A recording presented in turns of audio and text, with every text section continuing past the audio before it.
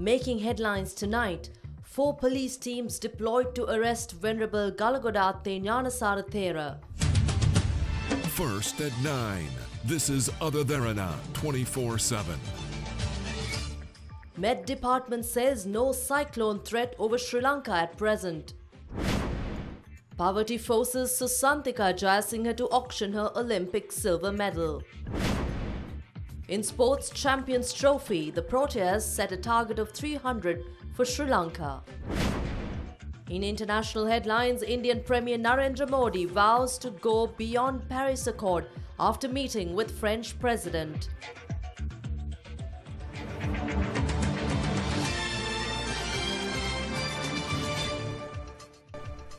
Good evening, I'm Indivri Amwatha. We take a look at your top story tonight. The Department of Meteorology requests the public not to panic as there's no cyclone threat over Sri Lanka at present. Making a special announcement today, the Met Department clarified that it did not issue a cyclone threat via its weather update issued yesterday at 6 p.m. Meanwhile, the death toll owing to the adverse weather condition across the country has risen to 224. The latest reports released by the Disaster Management Centre places the number of missing persons at 78, while nearly 700,000 persons are affected due to floods and landslides. The latest reports from the Irrigation Department state that water levels in Kalani, Kalu, Nilwala and Ging rivers have decreased to normal levels. Accordingly, all rivers across Sri Lanka which were overflowing currently indicate normal water levels. The low-lying areas of certain locations, however, are still submerged. Other Derana witnessed how the Akurasa main road in Palatua, Mathura is still submerged.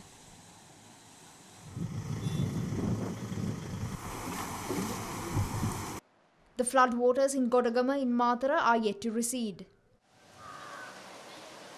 Attempting to normalise their daily lives, residents living near Mahasaman Devalaya in Ratnapura were seen cleaning their houses.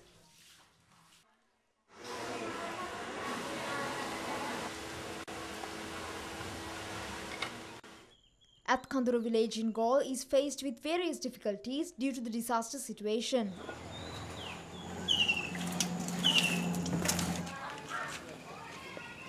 The government hasn't even given us a bag of rations. We still don't have electricity and the officers attached to the board haven't even visited. Meanwhile, the National Building Research Organisation has not lifted the landslide warnings in certain divisional secretariats in Ratnapura, Kegol, Kaluthara, Gaul, Mathura, Hambantota and Nuwara. The NBRO advises the public to be vigilant on early signs of landslides such as leaning trees and lampposts, sudden cracks on walls and muddy water seeping from water springs. Meanwhile, there is currently a landslide at the Deniyakanda Hill in Walasmulla. Due to the risk in the area, 68 families have been evacuated and they are now housed in Sunandarama Temple in Dehigahayena. A landslide had occurred in Thiruvanaganga estate in Mathura as well. An earth slip risked damaging houses at the estate, which resulted in the evacuation of 12 families from the area.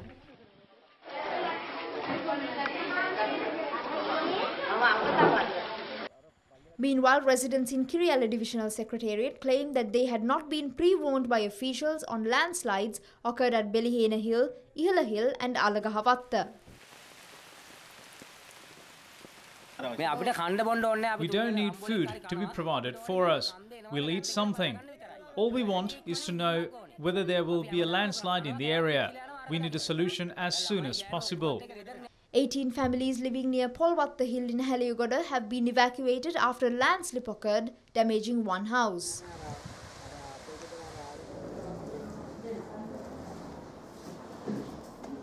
Meanwhile, residents living in Karavilakanda and Madakanda areas in Hambantota are also facing the risk of landslides.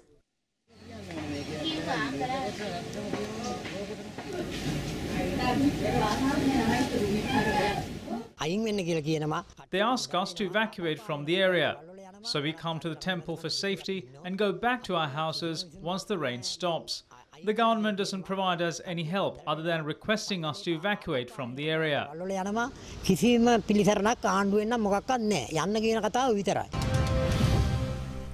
US Ambassador to Sri Lanka Atul Keshab met President Maithripala Sirisena today and announced $2.3 million in humanitarian assistance from the US government to help victims of flooding and landslides in Sri Lanka. The aid will be used to provide safe drinking water, hygiene kits, emergency shelter material, home repair kits and critical healthcare services. The assistance will be provided through the U.S. Office of Foreign Disaster Assistance, part of the United States Agency for International Development. In addition to the relief supplies, disaster experts from USAID, OFDA and the Department of Defense, civil military support element attached to the U.S. Embassy are helping organize U.S. response efforts, conducting damage assessments, aid working with Sri Lankan government officials as well as humanitarian partners to evaluate needs on the ground. And the Chinese Buddhist Association also donated 2.2 million rupees towards relief aid for the disaster-affected people.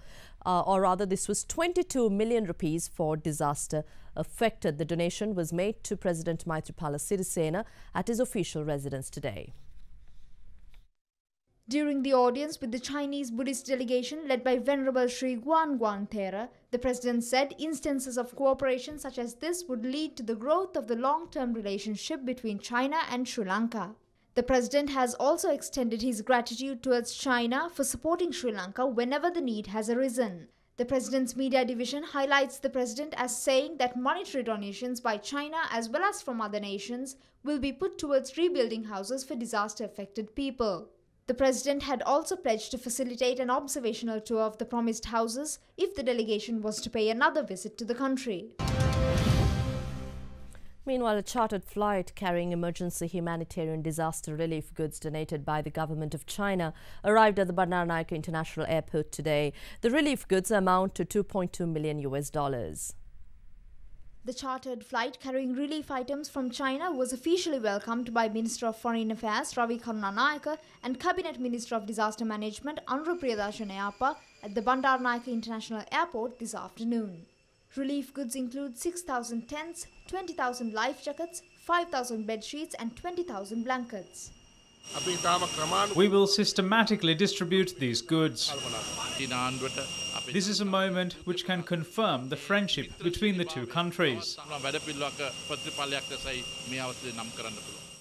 Meanwhile, the Mi-17 aircraft attached to the Sri Lanka Air Force, which crash-landed in Baddegama following a technical issue, was removed from the location today.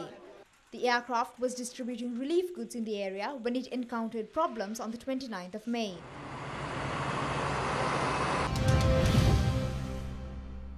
Despite bringing phase 1 of the Derana humanitarian initiative to a successful conclusion, relief aid which poured into Derana continued to be distributed, while the second phase of the campaign will be put into action soon. Even after the successful conclusion of the Derana humanitarian initiative, relief goods poured into the Derana head office and to the other collection points. Therefore, the received aid, including dry food and the essential items, were distributed to Lower Bomiriya in Kaduwela yesterday.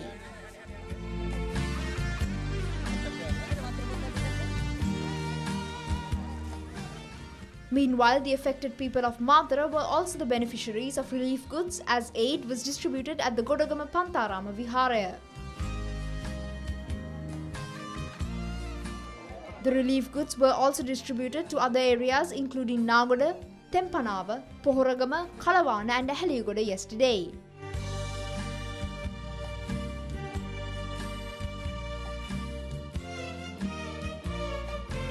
Meanwhile, the National Hospital staff donated clothing and schooling equipment to Derana today. The GMOA, who collaborated with Derana, opened several clinics at the Karangoda Mahavidyalaya in Ratnapura and at the Paragoda Primary School in Bulat Sinhala.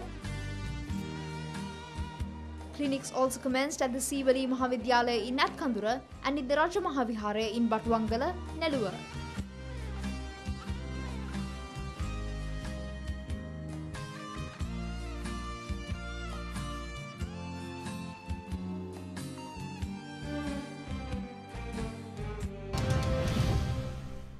And a consignment of relief items sent by the people and the police of the North arrived at the police field headquarters this morning. Inspector General of Police Pujitha Jayasundara was present to accept the relief aid.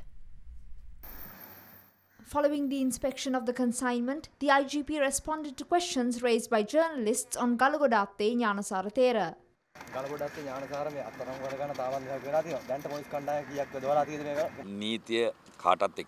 Law is the same for everyone. At the moment, we have taken measures to arrest him in accordance with court orders and the advice of the Attorney General's Department. Some accuse the police of being partial. Police do not favour one particular faction based on race, religion or political views. We will arrest him as soon as possible, and we have deployed 4 special teams in this regard. Still on the developments of the current flood situation, Minister of Regional Development Field Marshal Sarth Fonseca says that cleaning canals in and around Kalania will solve approximately 80% of the floods in the area. He made the remarks to media following an inspection of the project worked off to clear canals in Paliagoda today. Water in Kalania flows into this canal and it is blocked. When we informed the President, he sent us a group of 600 Navy personnel to clean this canal. We will bring a sustainable solution for the flood situation in Kalania. The Navy was sent to this area before as well to address floods. The problem we had was that we could not deploy the relevant machinery as the water levels were too low to bear their weight. The width of the canal is also too much for it to be cleaned from the banks. As such, we're exploiting this opportunity to take advantage of the flooded canal to clean it. Last year, I was new to Kalania. We were able to keep casualty numbers low due to measures taken.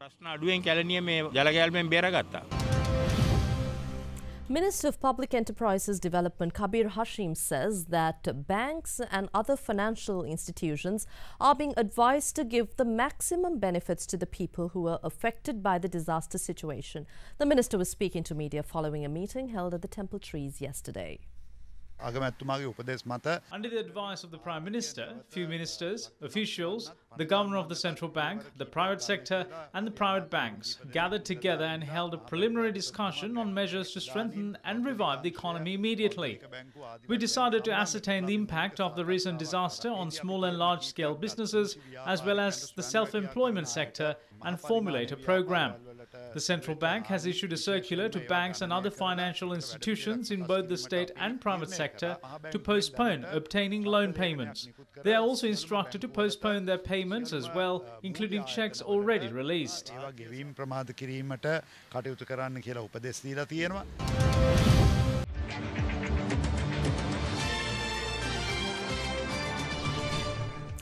Welcome back. Minister Susil Premajayantha today took measures to dig a trench across a road which provides access to one of the prominent construction companies in the country and disrupt its access.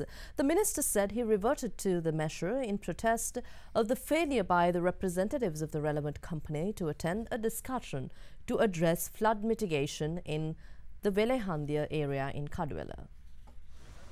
Minister Susil Premajayantha visited the Velehandia area in Kaduela today to look into the flood-affected people. During the visit, locals cited illegal construction and a bridge built across a canal to give access to a private company in the locality as exacerbatory factors of the flood. When that bridge was being constructed, the engineer told me that he will make 2 stone banks. Now even my house is eroding.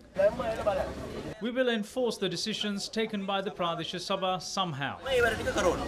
Following complaints, the minister inspected the area. The minister's efforts to meet a responsible official of the said company proved futile. He then contacted an official of the company by phone. I will dig here using a backhoe within an hour if you won't reach here. I informed the police as well. Since officials of the company failed to show up within an hour, the minister directed a trench be dug, blocking access to the company.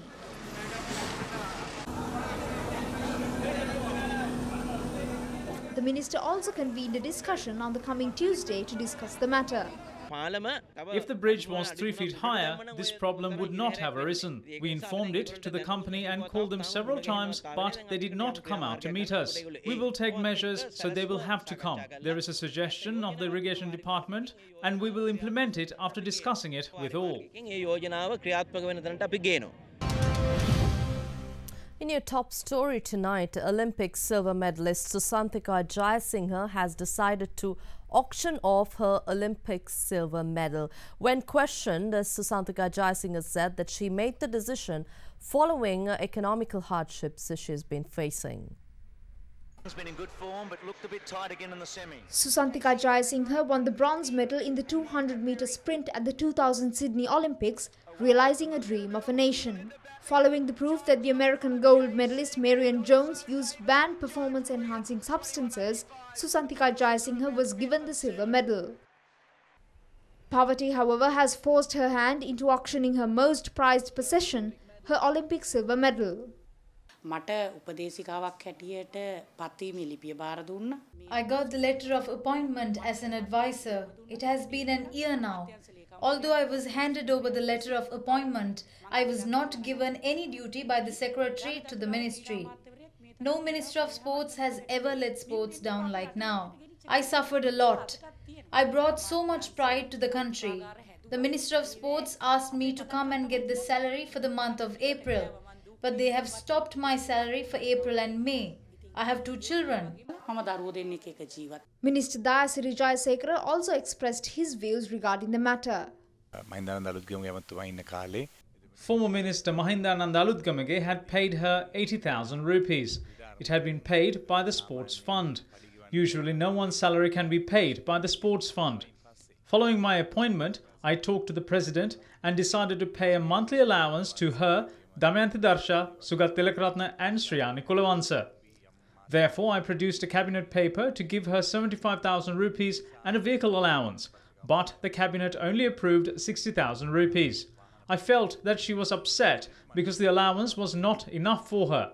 She can come to the ministry and work. Her salary is not cancelled.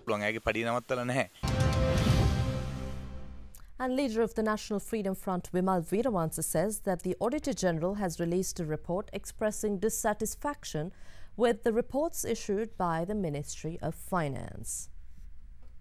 The Auditor General has issued a report stating that he is not satisfied with the reports of the Ministry of Finance, especially for the year 2016.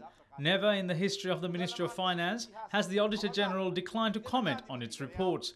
It is because he has not received reports needed to confirm the information he has been given. Was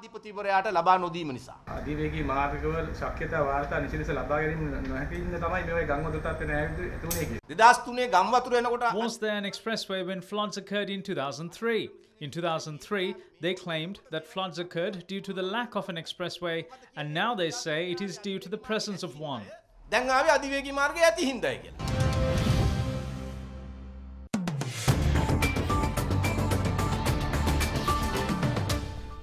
Minister of Finance and Mass Media Mangala Samaravira says, without reconciliation and durable peace, Sri Lanka cannot achieve economic success. He said this at the Sri Lanka Investment and Business Conclave 2017, organised by the Ceylon Chamber of Commerce recently. A total of more than 133 investors and business partners from 23 countries meet the local counterparts in a bid to explore investment and commercial partnership opportunities in Sri Lanka. The foreign investors who are interested in infrastructure, agriculture, export manufacturing, apparels, power and energy, recycling of waste, tourism and leisure as well as export services held B2B meetings with local counterparts. The event was held under the patronage of President Maithripala Sirisena and the Minister of Finance and Mass Media, Mangala Samaravira. Without reconciliation and durable peace, without guarantees of non-recurrence of conflict, Sri Lanka cannot achieve economic success. Human rights, democracy, rule of law, good governance, these are tied to stability and in turn to economic success. Reconciliation and development are intertwined. Without reconciliation and a stable foundation that it would bring, sustainable economic progress would once again elude our nation. Chinese President Li Keqiang says that China and the European Union are confronting growing global uncertainties with a stable relationship. Li made the remarks in a keynote speech at the 12th EU-China Business Summit held in Brussels. During the summit, China and the European Union inked several cooperation agreements in trade, logistics, education, finance, tourism and small and medium enterprises. The EU is China's largest trading partner, while China is the European Union's second largest trading partner. 后，双方领导人共同见证投资、知识产权、海关、科技合作等领域10余项合作文件的签署，并为中欧蓝色年和中欧旅游年标志揭牌。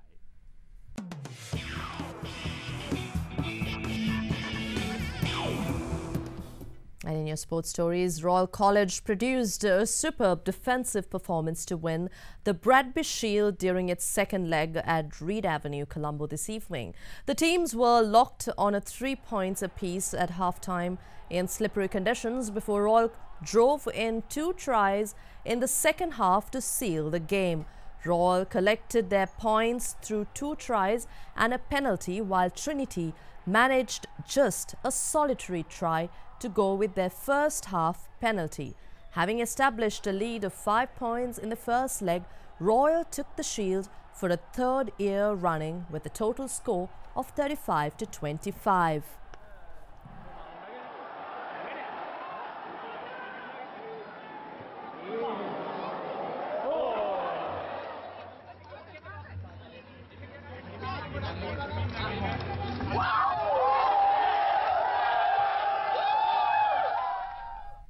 And in cricket, we move on to the Champions Trophy 2007, notching up the 26th ODI century.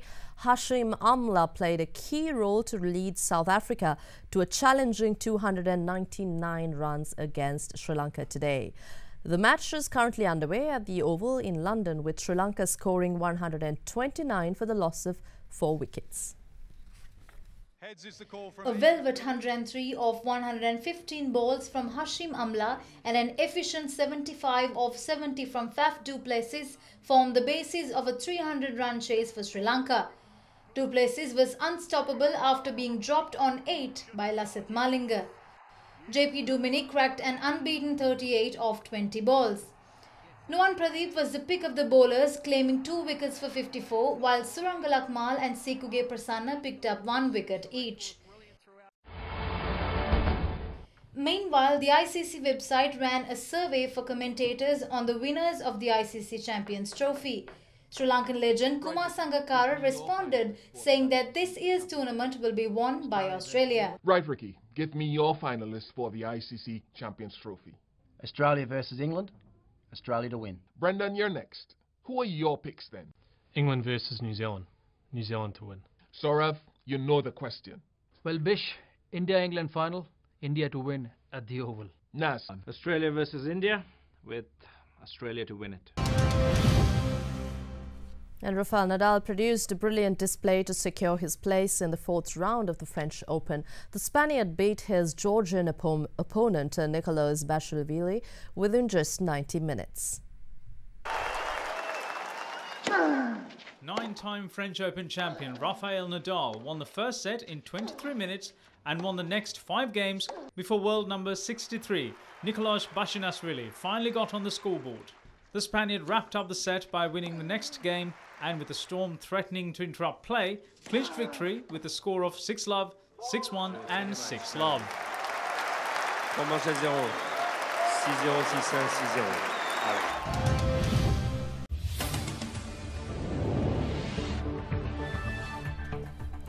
In your international news, French President Emmanuel Macron and visiting Indian Prime Minister Narendra Modi affirmed that their countries would cooperate in the fight against climate change just days after the US withdrew from the Paris Climate Agreement. Speaking at a joint news conference in Paris, Macron said he was planning a visit to India for a summit of the International Solar Alliance, a solar energy initiative launched by the 2 countries during the Paris climate talks. Modi, whose country is the world's 3rd biggest emissions generator, said he would continue to back the deal for the good of future generations.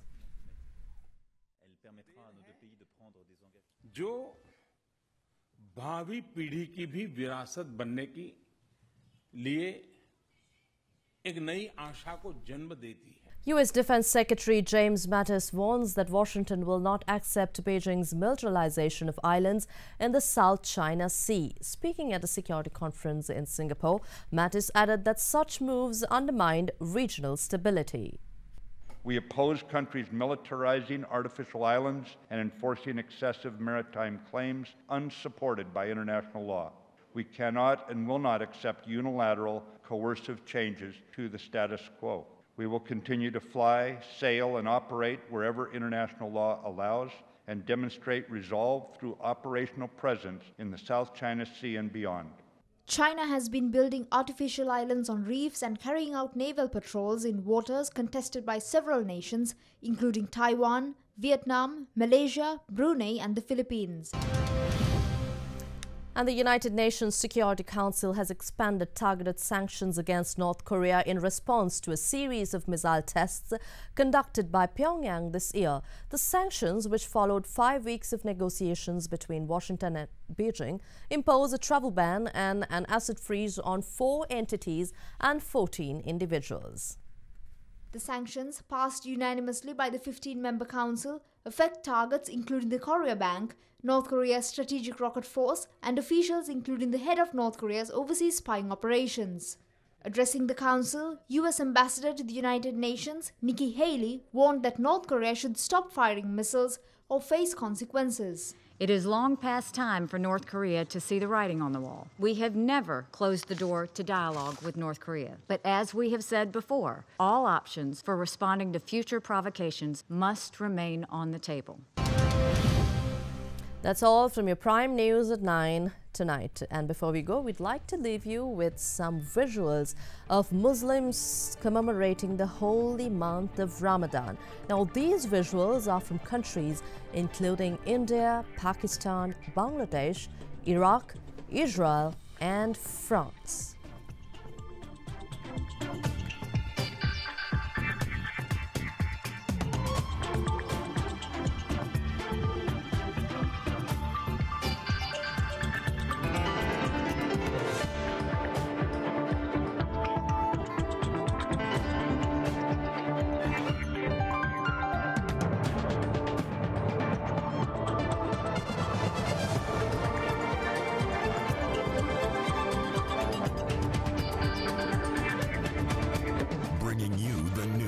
Information 24 hours a day. This is Sri Lanka's premier news channel, Derana, 24/7.